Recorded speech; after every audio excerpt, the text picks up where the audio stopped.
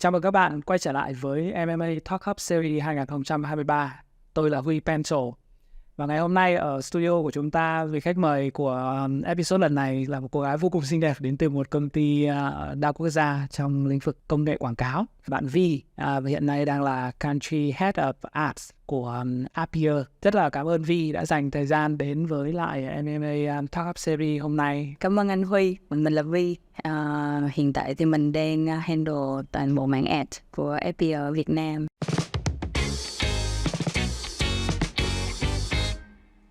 Chủ đề ngày hôm nay của chúng ta sẽ là một chủ đề mà mọi người rất là mong đợi, bởi vì là nó là một chủ đề hot trong cả năm vừa qua về AI và đặc biệt là generative AI. Nhờ Vi có thể chia sẻ một chút về về cá nhân mình và cái hành trình công việc của mình để cho khán giả của chúng ta cùng được biết nhé. Nói về công nghệ AI cũng như là Generative AI, từ tháng 12 năm 2022 sau khi mà ChatGPT tạo được cái tiếng vang ở trên thị trường và cũng rất là nhiều người biết đến về ChatGPT, nó cũng là một cái cơ hội dành cho Appier để mọi người có thể hiểu hơn về công nghệ AI, Big Data, Deep Learning và Generative AI. Giới thiệu một chút xíu về bản thân thì Vi cũng có 13 năm kinh nghiệm trong lĩnh vực advertising. Trước đây thì mình có làm việc qua rất là nhiều về IMC Plan ở các cái công ty agency international và cả local. Và hiện tại tính đến nay thì mình cũng đã công tác ở Appier là hơn 6 năm. Anh được biết có khoảng thời gian mà Vi sống và làm việc bên Singapore. Và cái khoảng thời gian đấy ảnh hưởng như thế nào đối với cái sự nghiệp của em và cả cái hành trình hiện tại ở Appier? Thật ra thì mình làm trong advertising nhưng mà mình rất là đam mê về technology và công nghệ. Mình có một cái khoảng thời gian break ở giữa giai đoạn công tác ở Appier. Mình có cơ hội được làm việc ở RTP House. Thì ở RTP House cũng là một công ty về Deep Learning và trí tuệ nhân tạo. Mình ứng dụng trong lĩnh vực về retargeting. Nó là một cơ hội rất là tốt cho mình được học hỏi cũng như là trải nghiệm. Vì cơ bản thì Singapore như mọi người cũng đã biết nó sẽ là một cái digital hub, nơi quy tụ tất cả các cái bạn big giant technology company. Thì mình cũng được tiếp xúc rất là nhiều với lại các cái nền văn hóa khác nhau, cũng như là các khối lượng kiến thức khác nhau về technology và cái cách ứng dụng deep learning AI vào trong các cái chiến dịch quảng cáo về digital media. Thì thực sự là mình cũng học hỏi và mình cũng phải có một cái open mind để mình có thể adapt hết tất cả các cái lượng kiến thức và kinh nghiệm. Nếu nói về AI và generative AI bây giờ mọi người đều thấy rằng là nó có khả năng trở thành một cái cú chuyển đổi cực kỳ lớn đối với toàn bộ ngành marketing cũng như là ngành quảng cáo. Qua cái khoảng thời gian làm việc lâu dài cùng với AI như thế thì theo Vi thì cái mindset nào, cái mindset mà những cái người làm marketing bây giờ phải chuẩn bị để có thể là ready cho cái giai đoạn mới này? Em nghĩ là đầu tiên sẽ là open-minded đó. Cái nghĩa là mình phải rất là ready và luôn sẵn sàng để đón nhận những cái công nghệ mới và những cái làn sóng technology mới. Thật ra thì so với lại các nước trong khu vực như là các nước trên thế giới, Việt Nam của mình cũng dần adapt với lại các cái gọi là làn sóng về technology. Trước đây nó sẽ là về cloud, về mobile marketing, về AI và bây giờ hiện tại đang là generative AI. Cái mindset của mình phải rất là ready. Cái open minded đấy nó phải được thể hiện trong cái sự can đảm, dám thể nghiệm. Dạ đúng rồi. Nghĩa là mình phải có một cái mindset mở đủ để mình có thể thử nghe bất cứ một thứ gì đó mới. Như bây giờ thì mình nhìn thấy mọi thứ nó thay đổi nhanh quá. Cái công cụ AI mới có thể đi ra và bắt đầu đi mass.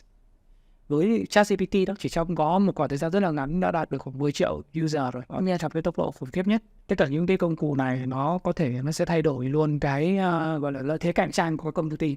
Vì thế cho nên khi mà mình bắt đầu mà chậm một chút, mình có thể nghe nói tới cái điều đấy nhưng mà mình chưa phải là cái người adopt ngay lập tức thì là những người khác đã bước trước mình rồi. Dạ đúng rồi. Cho nên cái mindset về open lúc này nó còn đòi hỏi một cái sự can đảm mạnh mẽ hơn nữa. Là không phải chỉ là mindset open mà phải take action cho thể nghiệm, experiment nó. Dạ đúng rồi. Anh nghĩ là đối với AI thì cái hành trình này không phải là một cái thực ra nó không phải là mới đúng không? Thực ra là khi mọi người nói đến ChatGPT thì rất nhiều công ty trước đó đã invest vào AI rồi. Và anh biết rằng rất là nhiều các công ty, các tập đoàn đa quốc gia đã đầu tư vào AI 10-20 năm nay rồi. Và đặc biệt là cái câu chuyện của hai người founder ở Appier nữa, Anh nghe nói là hai đáp là đều là tiến sĩ về AI. Dạ đúng Của rồi. Harvard. Dạ đúng rồi. Thì đó anh rất muốn nghe thêm cái câu chuyện về cái sự hành trình đã thành lập Appier và những cái giải pháp hiện giờ của Appier từ cái câu chuyện của hai người tiến sĩ Harvard đấy. Dạ.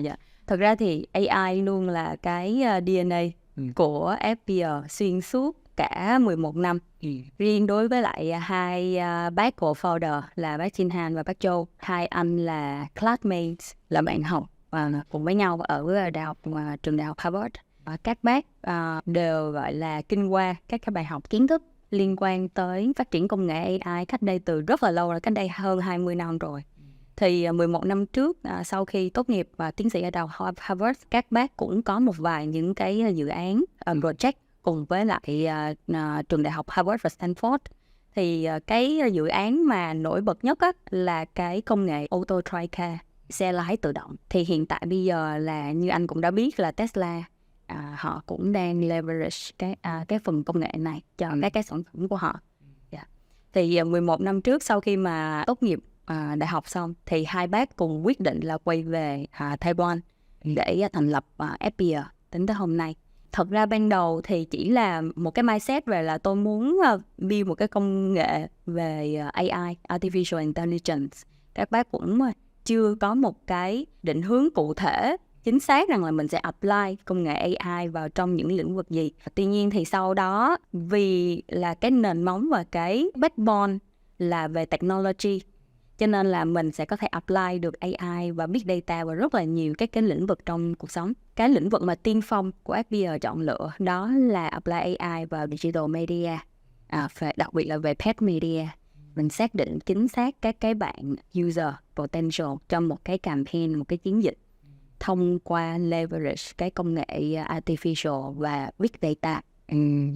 Bây giờ nói về AI và generative AI, mọi người đều dùng các thuật ngữ này rất nhiều, nhưng mà để mà giải thích cho một người không có cái background nào về công nghệ thì em sẽ giải thích như thế nào?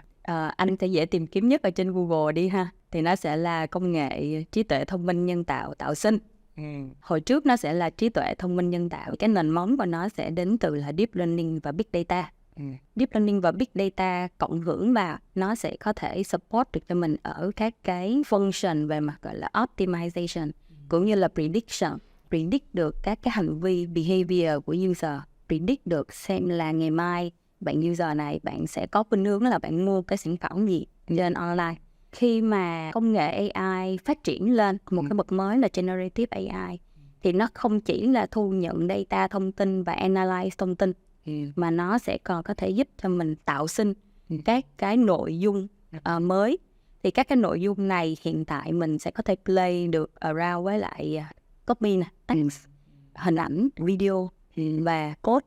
Như vậy là có cái công nghệ trí tuệ nhân tạo gather data, phân tích cái dữ liệu đó cho data predict, và cái công nghệ generative AI là công nghệ trí tuệ nhân tạo tạo sinh và tạo ra những cái nội dung mới dựa trên những cái dữ liệu cũ đó. Dạ đúng rồi. Việt Nam cũng là mobile first market. Hơn 98% population ở Việt Nam là đều sở hữu ít nhất là một cái điện thoại. Cứ 100 người thì có 98 người. Cái behavior của họ thay đổi liên tục ở trên các thiết bị. Một user họ cũng sẽ sở hữu rất là nhiều những cái thiết bị khác nhau. Mình cứ tưởng tượng như là user họ có hàng chục hàng trăm cái app ở trong điện thoại của họ, họ di chuyển liên tục. Thì cái khối lượng data point nó sẽ rất là lớn. Thì how mà mình có thể gọi là liên kết tất cả các cái điểm data point đó và mình tìm ra được cái điểm liên kết chung và mình có thể predict được cái hành vi của các bạn user này ở trên online để mình hiển thị và xuất hiện ad một cách chính xác nhất.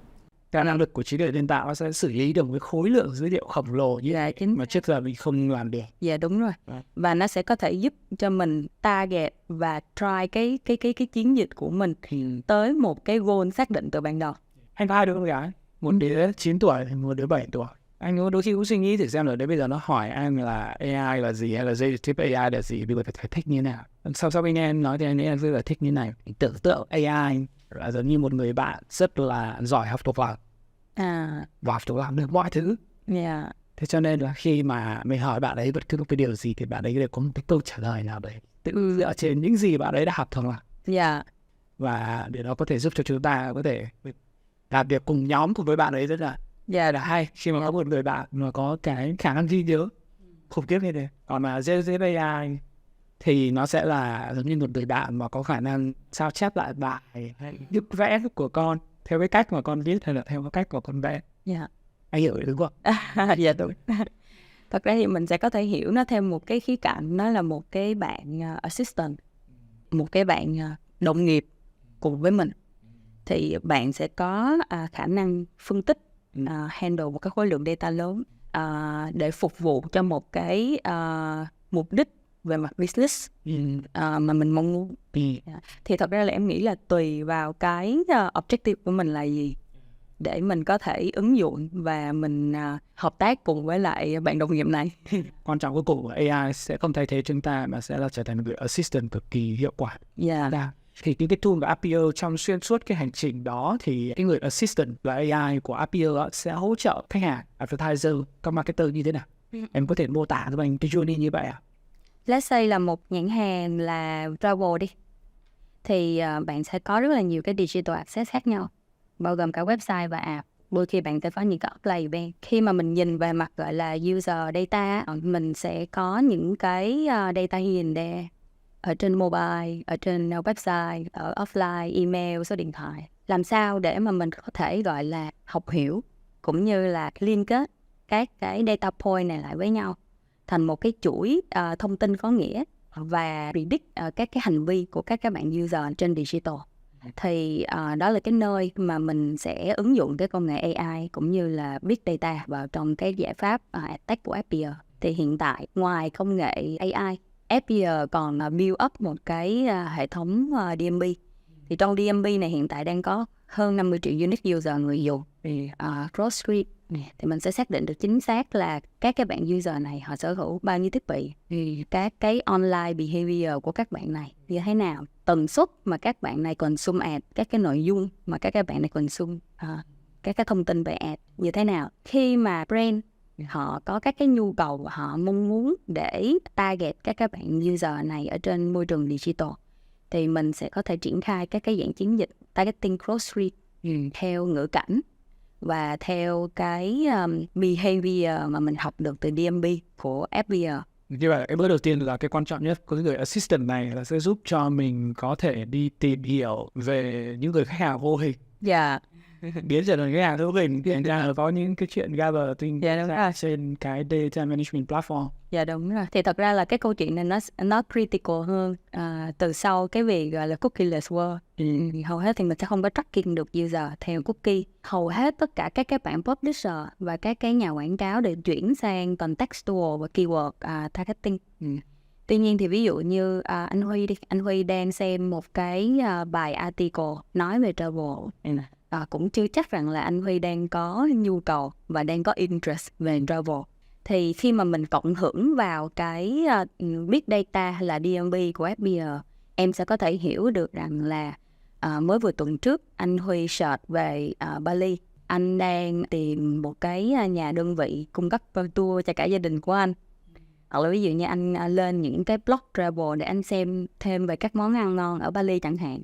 Thì dựa vào tất cả các cái nguồn thông tin mình có từ DMP cộng hưởng với lại cái khả năng phân tích cũng như là predict của AI, thì mình sẽ có thể xác định được chính xác rằng cái nhu cầu của anh Huy là có thật và nó sẽ phục vụ cho cái việc targeting trên online một cách hiệu quả hơn. Thì khi mà triển khai, ví dụ như triển khai một cái chiến dịch quảng cáo đi, thì mình thường sẽ đặt ra một cái câu hỏi là làm sao để tôi có thể tối ưu được cái hiệu suất và hiệu quả của chiến dịch của tôi một cách tốt nhất. Thì bằng cái việc rằng là mình hiểu được thứ nhất là cái nhu cầu của user họ đang có trong một cái khoảng thời gian nhất định khi mình triển khai dự án.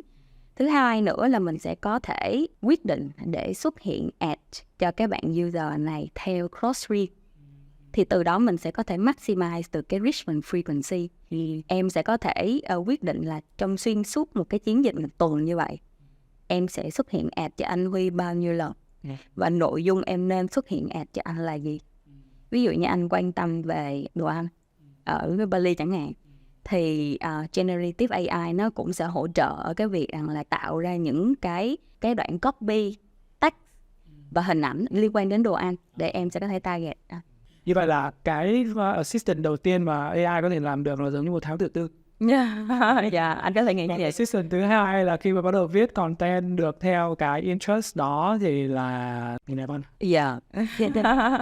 Rồi tiếp theo là sao? Khi mà mình triển khai được các cái technology cũng như là data để mình có thể hiểu hơn về các cái bạn user và cái journey của họ trong xuyên suốt cái quãng thời gian mà mình triển khai các cái chiến dịch này. Đối với lại cái khả năng mà predict được future action á, thì hầu hết là nó sẽ giúp ích cho cái việc là tăng cái hiệu suất của chiến dịch. Em nói một cái ví dụ rất là đơn giản, em tìm kiếm các bạn gamer trong một cái app game đi, thì hầu hết là đối với game á, là các bạn game advertiser á, các bạn sẽ quan tâm về thứ nhất là retention rate, thứ hai là ROAS. Thì mình hiểu được rằng là ví dụ như những cái bạn user nào họ sẽ có xu hướng download app, chơi game và pay in app cao, thì AI nó sẽ tập trung để nó target các cái profile có cái behavior tương tự với lại behavior mà đang có high performing ở trong app.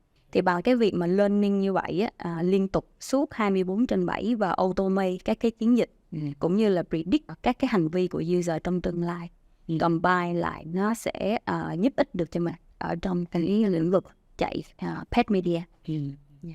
Nó khá là giống với lại cách mà Facebook thì có lookalike, còn Google có similar audience đúng không? Dạ đúng rồi. Em thì sẽ là cross được nhiều các channel. Dạ đúng rồi, cross được nhiều các cái channel và các cái device luôn. Hiện tại thì mình sẽ có thể triển khai được chiến dịch ở nhiều platform khác nhau, thì trên nhà Meta, trên nhà Google, Ad Network và cả trên các cái bảng SSP, Programmatic hiện tại đang đấu nối cùng với lại FBR.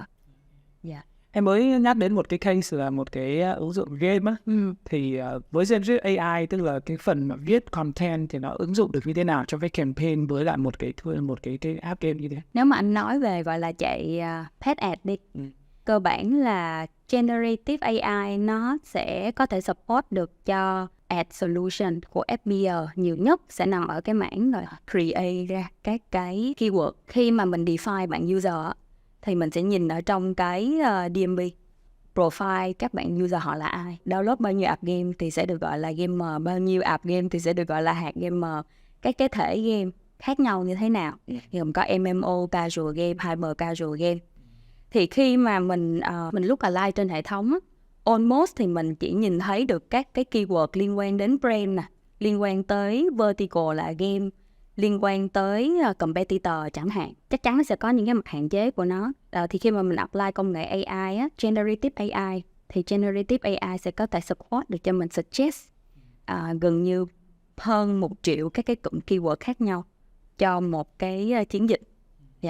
Thì bằng cái việc mà suggest keyword như vậy, mình sẽ có thể expand được cái user pool, tăng được cái về mặt volume cũng như là về mặt chất lượng cho chiến dịch của mình. Ứng dụng đầu tiên cho solution của FBR sẽ là về mặt mở rộng keyword. Ứng dụng thứ hai sẽ là về phần giúp cho các bạn marketer viết content, produce hình ảnh và video thông qua một cái tool là iQua. iQua là một cái automation tool. Các bạn marketer sẽ có thể gửi các cái message và các cái thông điệp trên các cái own media platform của các bạn, ví dụ như là website hoặc là app, hoặc là thông qua các cái kênh channel khác như là email marketing, SMS. Khi mà ứng dụng cái công nghệ Generative AI vào á, các cái phần gọi là suggestion cho các cái đoạn copy text cũng như là học hiểu về các cái hình ảnh mà các bạn user này đang quan tâm để có thể suggest được cho bạn marketer các cái nội dung phù hợp. Thì đó là phần thứ hai. Phần thứ ba sẽ là ứng dụng Generative AI vào cho chatbot. Thì ở FBR cũng có một cái sản phẩm khác là Bot Bunny. Thì Bot Bunny nó sẽ là một cái nơi mà mình sẽ có thể communicate được với các bạn user một cách hai chiều.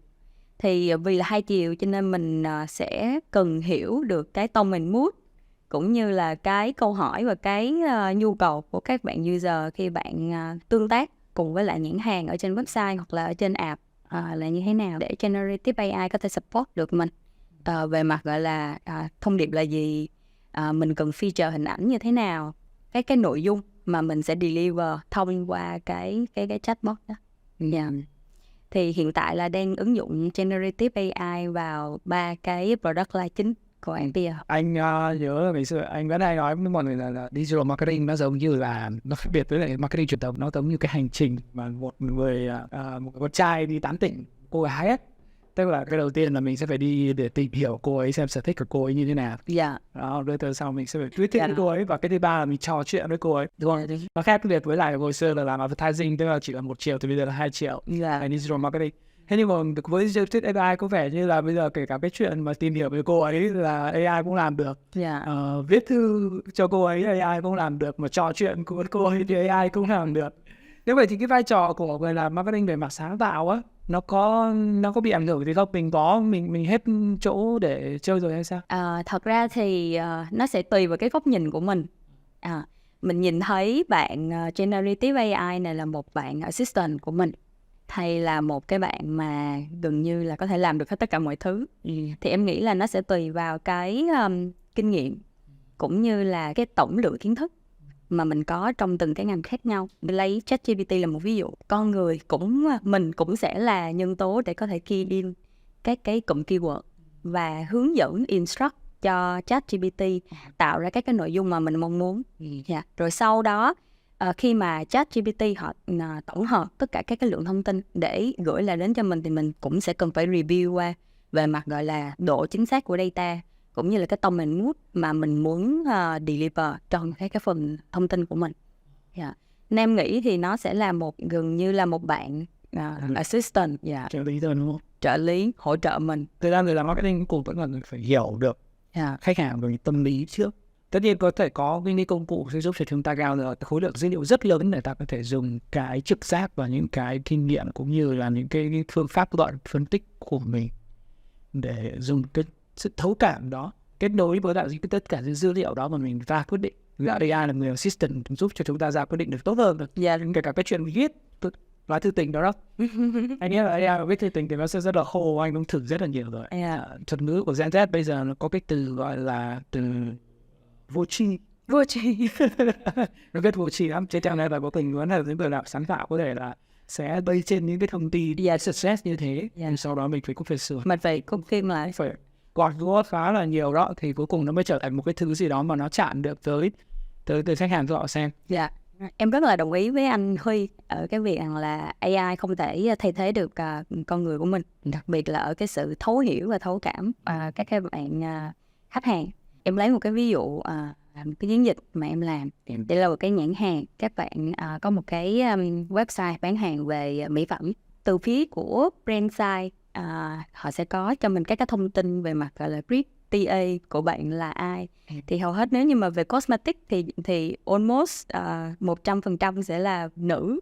Các bạn mà đang quan tâm về mỹ phẩm, làm đẹp, healthcare, fitness chẳng hạn, khi mà em nhận brief theo yêu cầu của nhãn hàng là tôi muốn chi 100% budget của tôi để target các bạn TA này, thì em có khuyên bạn khách hàng của em là let's say là bạn có thể save 10% budget để AI nó tự động nó learning và tự động tối ưu, cũng như là đi tìm kiếm các bạn khách hàng tiềm năng khác. Thì cái outcome của cái campaign ra là 70% TA là nữ, nhưng mà 30% TA còn lại là nam.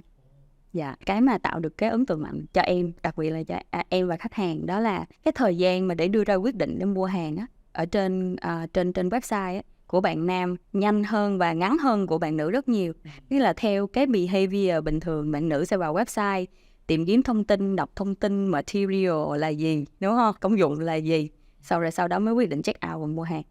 Tuy nhiên các bạn nam thì thường sẽ có một cái xu hướng là tôi mua quà cho bạn gái của tôi mua quà cho mẹ của tôi, và tôi đã nghe và tôi đã biết cái thông tin đó từ bạn gái hoặc là từ mẹ rồi, thì tôi chỉ cần vào tôi mua liền, tôi check out liền.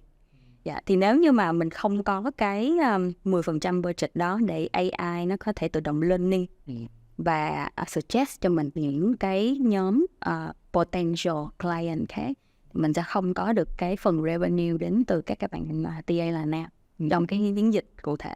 Tuy nhiên thì mình cũng phải đồng ý rằng là cái main customer vẫn là các bạn nữ, và nó sẽ đến từ là phía nhãn hàng, brand team, các bạn thực sự rất là thấu hiểu và thấu cảm các cái nhu cầu.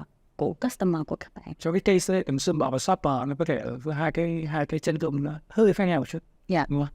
Consumer thì là các bạn nữ, còn nếu mà là shopper thì có thể là các bạn nữ và cũng có thể là các bạn nam mua cho các bạn nữ. Dạ đúng rồi. Nếu mà chúng ta quá focus vào sự thấu cảm và quá tin vào những cái gì là cái hiểu biết của chính mình thì nó không dễ dàng. Cho nên một cái vai trò của người assistant, cho dù assistant nó là con người hay là AI, mà đặc biệt là bây giờ mình có AI, cho nên rất dễ mình có thể có được một cái góc nhìn mà nó khách quan hơn. Dạ đúng rồi. Sử dụng dữ liệu để có thể phản biện ngược lại tất cả những cái quan điểm của mình, và từ đó mình có thể ra quyết định đúng hơn. Dạ là data driven decision making. Dạ.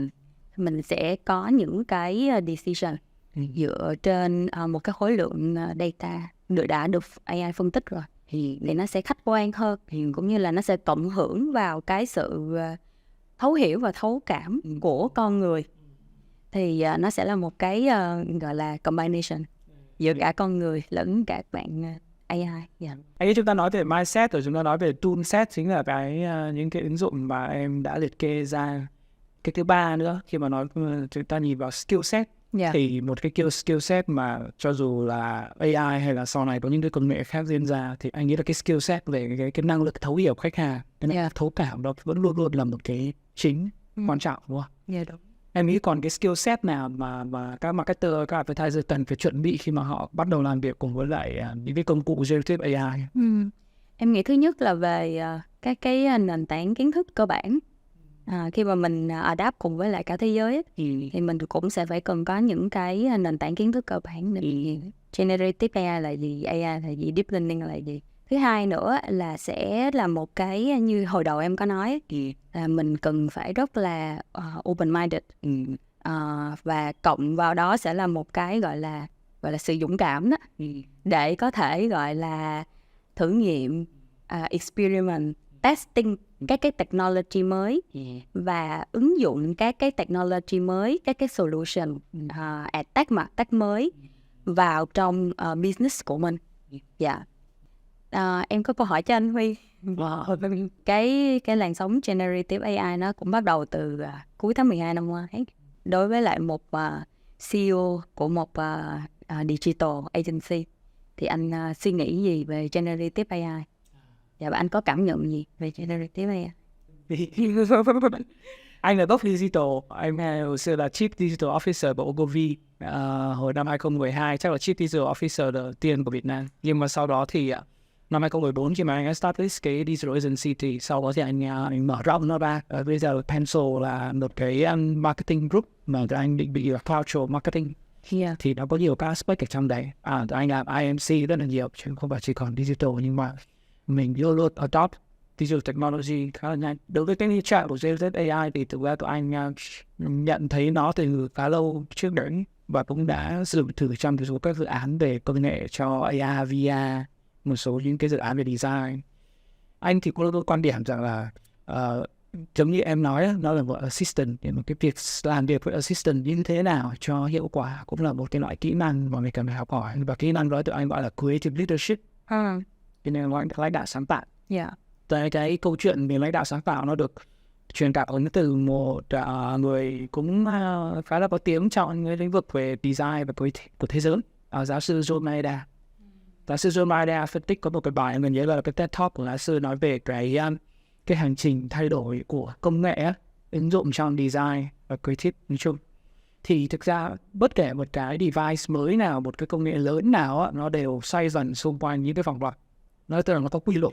Một cái quy luật đó là nó sẽ giúp cho chúng ta có thể develop những cái material từ text này, sau đó đầu di chuyển qua hình ảnh.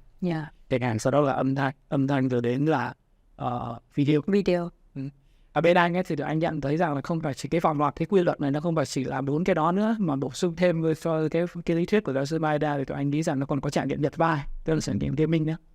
Đó là phần rất là quan trọng như vậy, đúng không? Cho dù nó là thiết bị gì chăng nữa, cho dù nó là cái công nghệ như thế nào, cho nó sẽ áp dụng cho cả 5 cái trải nghiệm đây. Và cái quan trọng nhất như em nói đó là sao để hiểu được cái tính hệ thống của các công cụ. Khi mình tưởng được cái tính hệ thống đó rồi thì mình trở thành người lead cái công cụ đó. Cái đó gọi là creative leadership, cái tinh thần lãnh đạo sáng tạo như thế. Thì lúc đó mình cái vai trò của con người khi mà work với lại AI ấy, nó sẽ không còn giống như là mình sử dụng một cái máy tính Tức là mình phải thao tác và cái máy tính chỉ phản hồi theo đúng những cái thao tác của mình không. Và bây giờ máy tính còn có được cái trí thông minh mà. Trên cái trí thông minh đó thì lúc này anh hay nói rằng là nó sẽ giống như là một người nhạc trưởng ấy, làm việc với lại những nhạc công. Tức là vai trò của cái người làm marketing lúc đấy là giống như người nhạc trưởng như vậy. Nhưng nhạc công thì họ cũng có cái quyền sáng tạo riêng của họ theo cái cách riêng của họ. Thế nhưng mà nếu như mình tính AI giống như những người nhạc công thì mình cuối cùng có thể làm việc cùng với AI giống như là tạo thành một cái bản hòa nhạc tuyệt vời. Cảm ơn vì câu hỏi. Cái chia sẻ của anh nó cũng làm em nhớ tới một cái chia sẻ của anh Jinhan là CEO của FPL.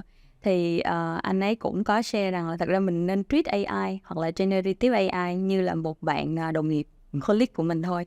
Thì mình cần phải có một cái goal cụ thể và rõ ràng. Mình phải cần hiểu được rằng là vai trò của các bạn đồng nghiệp này của mình, họ cộng tác và hợp tác với mình là để làm gì. Và mình phải học cái cách để mình làm việc cùng với bạn. Ngày trước á, thì các cái công cụ á, nó sẽ mo về gọi là code, hoặc là anh cần phải học hiểu về các cái phần how mà mình có thể input data để mình làm việc cùng với lại AI.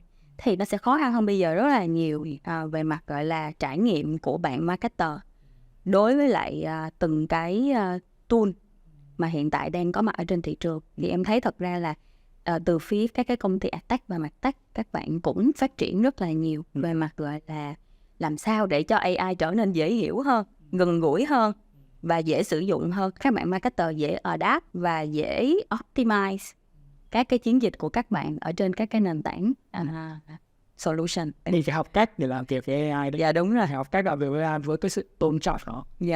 Phải hiểu nó. Mình phải đặt nó vào đúng chỗ. Thì lúc đó mới có thể work hiệu quả được. Nhưng mà mình cũng có thể đôi khi là mình bị phụ thuộc quá nhiều. Có nhiều lúc anh thấy rằng là mọi người sẽ bị overwhelmed bởi những gì mà AI đang làm được và bắt đầu ứng dụng nó khắp nơi.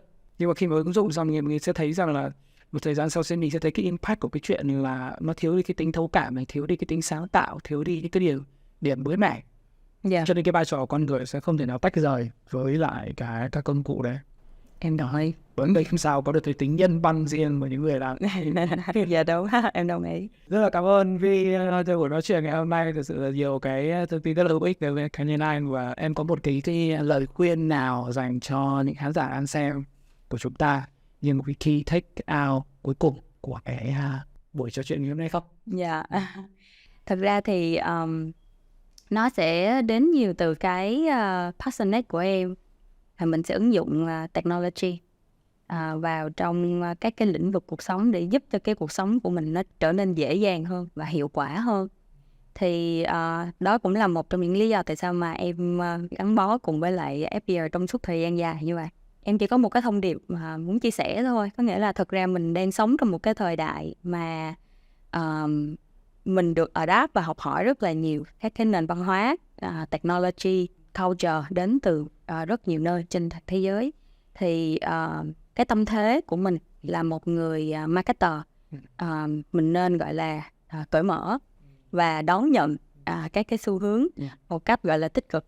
Mình cứ test and learn thôi. Và nếu như mà thực sự nó mang lại được hiệu quả cho mình thì why not là mình không có apply và không có sử dụng. Thì hãy để công nghệ và AI trở thành một cái người bạn đồng hành, một cái người assistant cùng với lại cái quá trình phát triển của doanh nghiệp hoặc là của các cái đơn vị chuyên sử dụng marketing. Cảm ơn buổi trò chuyện này của quý Phi. Và đây cũng là số cuối cùng của season 2. Tôi hy vọng là đã mang được đến những cái thông tin hữu ích và còn truyền cảm hứng nữa theo đúng cái sứ mệnh của MMA Talk Up Series, đó là Inspire the Industry. Thì tôi rất là mong đợi những cái phản hồi từ các bạn ở dưới các phần comments. Hy vọng là chúng ta có thể trò chuyện được nhiều hơn trên tất cả những cái chủ đề của cái season 2 này. Xin chào và tạm biệt mọi người. Xin cảm ơn và hẹn gặp lại.